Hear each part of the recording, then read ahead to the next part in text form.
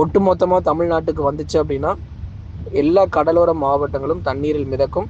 ஏற்கனவே சென்னையில் இருக்கக்கூடிய ஒவ்வொரு ஏரிகளும் நிரம்பி இருக்கக்கூடிய ஒரு சூழ்நிலையில நம்ம பார்க்கிறோம். கடந்த முறை மழை வந்தப்பவும் சென்னையில் நிறைய ஏரிகளில் உபரி நீர் பொறுத்த வரைக்கும் கணிசமாக திறக்க ஆரம்பிச்சாங்க.